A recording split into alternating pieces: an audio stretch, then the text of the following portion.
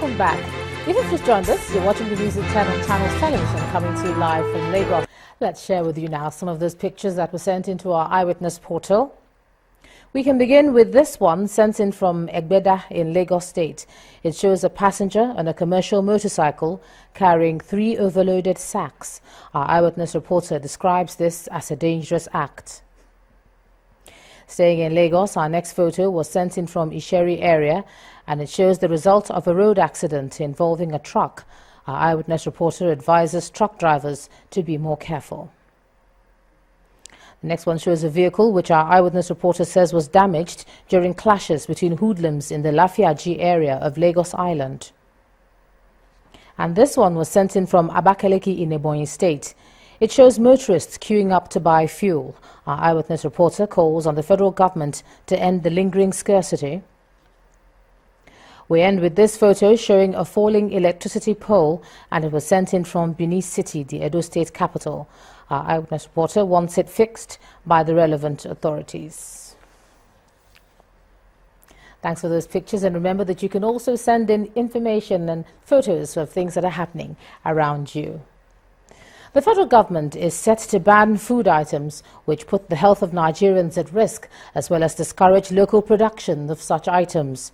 The Minister of Agriculture, Chief Audu Ogbe, told journalists in Abuja that a decision will be made tomorrow on the importation of tomato paste, which has been certified unfit for consumption by the United Nations and NAFDAC. Our correspondent Omelogo Nnadi reports. Tomato paste, packed in sachets and tins and containing preservatives, has aided to human health.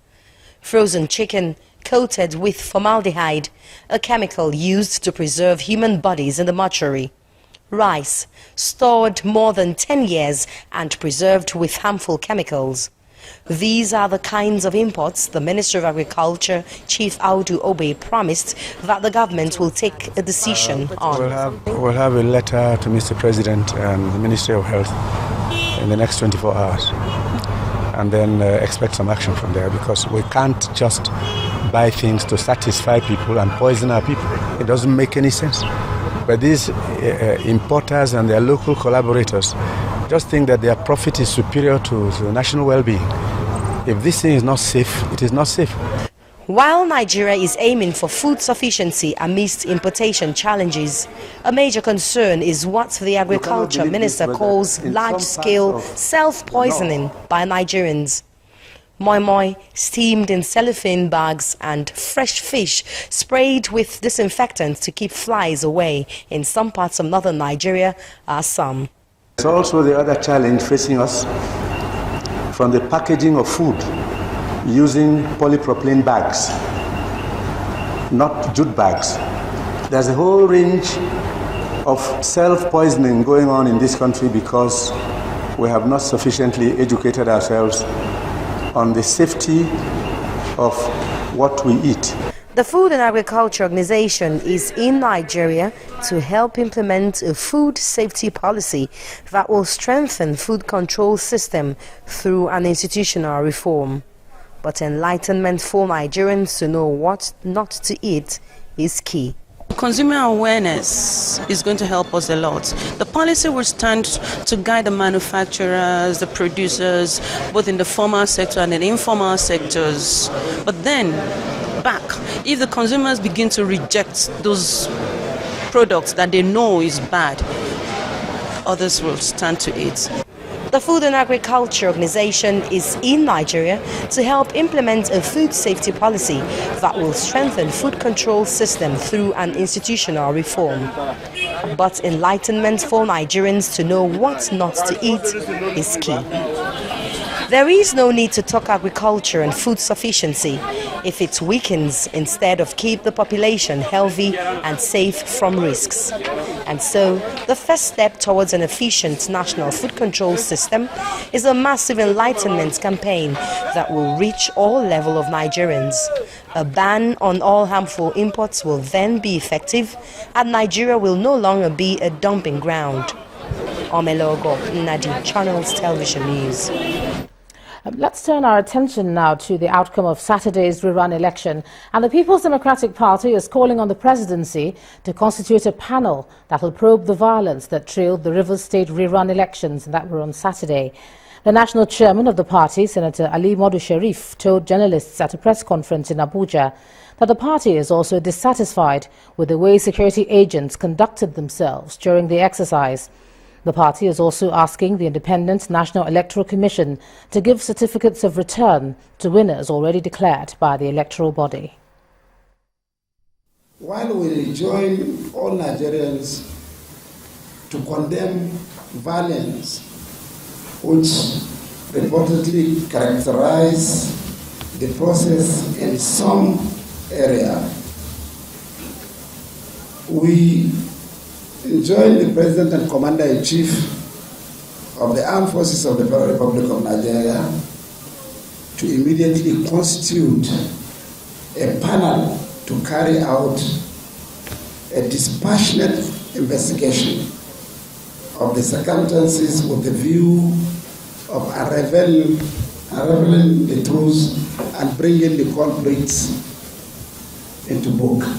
The PDP also condemned the role reportedly played by some armed forces of the members of the Armed Forces of the Federal Republic of Nigeria, who have said to have some cases acted beyond the role of maintenance, law and order, and taken over the responsibility of INEC in order to actualize the rerun election.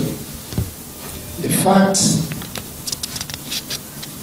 of the matter is that some of them did act flagrantly and beyond maintenance, law and order. National Chairman of the PDP, Ali Modu Sharif. Meanwhile, the President is holding a closed-door meeting with the national leaders of the All Progressives Congress and all the caucus members of the party in the presidential villa. Also in attendance are the APC national leader, Chief Bola Tinubu, and some serving past governors of the party. Also present are the Senate President, Dr. Bukola Saraki, the former Vice President, Atiku Abubakar, and the Speaker of the House of Representatives, Yakubu Dogara, among others.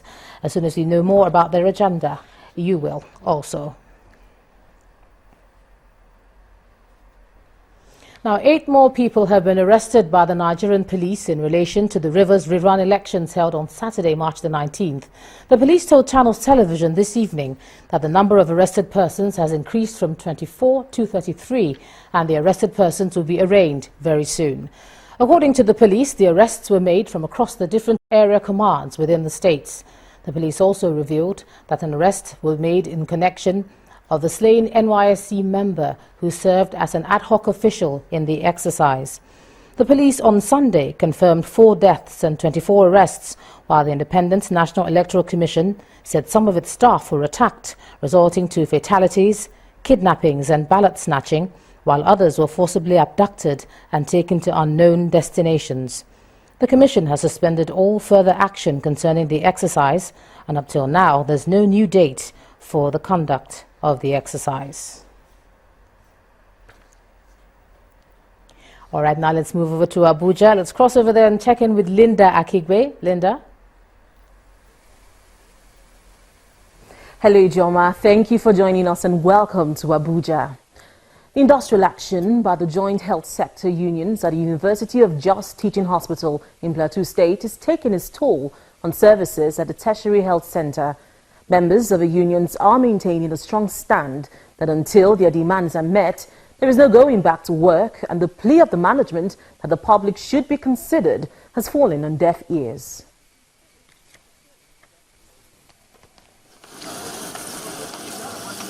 This is the condition of the Jos University Teaching Hospital, Plateau State, deserted. No workers and a few patients seen around. And alerts are received by our member. Action embarked upon by the joint health workers unions of the hospital has taken its toll. The unions are protesting again.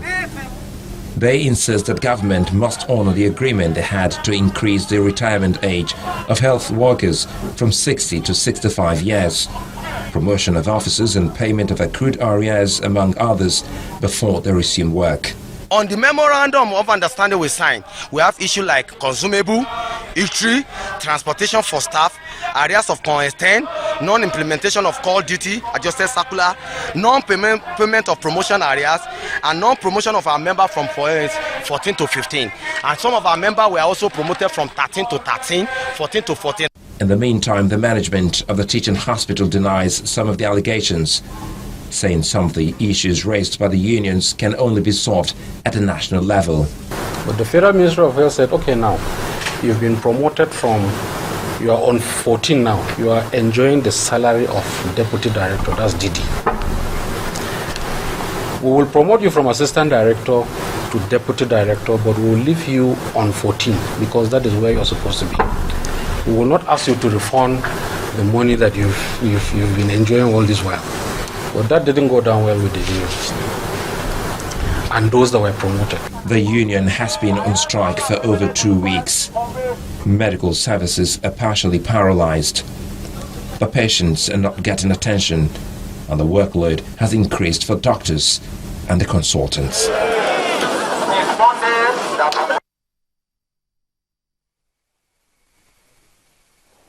Staying in north-central Nigeria, the Benue State Governor Sam Olotom has opposed the proposed grazing reserves bill pending before the National Assembly. Mr. Olotom disclosed this when a delegation from the House of Representatives visited him in Makurdi, the state capital. He's of the view that instead of the bill, ranches should be established for herdsmen. Members of the Federal House of Representatives Committee on Emergency and Disaster Preparedness at the Government House, Makurdi, Benue State.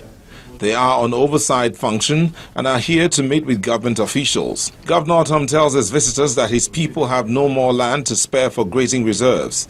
He laments the activities of the herdsmen and recommends that ranches should be built as a solution.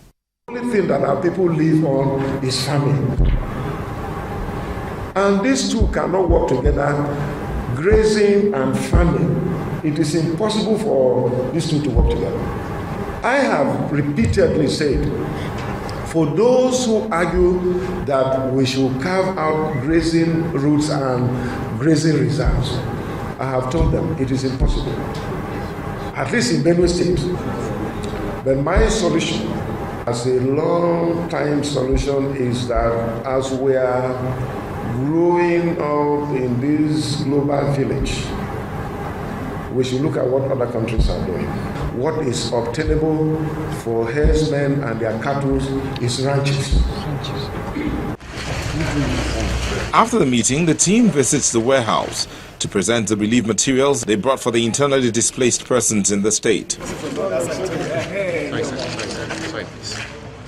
Again, Governor Olotom raises fresh concerns about the activities of the herdsmen infiltrating the state. I'm told that over 5,000 cattle have been rustled from Kaduna to Benue State, and I've sent my security team. It was a vigilante group that we set up that arrested this group. The worry again about Uniagric is that the VC called me and told me that there is an influx of cattle into the entire university community, and already they are destroying their research farmlands, and this is dangerous for all of us. The lawmakers say the National Assembly is currently working on modalities to find a solution. I assure you that we'll do everything possible to make sure we pass a resolution, we pass a bill that will solve this problem by God's grace. Relief materials continue to pour in, but the humanitarian crisis caused by the activities of the herdsmen in the 9 council areas in the state may require the timely intervention of security agencies. To judiciary matters now. The federal government has filed a 2-count charge of criminal conspiracy and fraudulent acquisition of property against the former special advisor on Niger Delta Affairs, Mr. KINGSLEY KUKU, and one of his aides, Lawrence Peppel. The former coordinator of the Presidential Amnesty Program and his aide are accused of fraudulently acquiring a property on or before the 23rd of October 2013.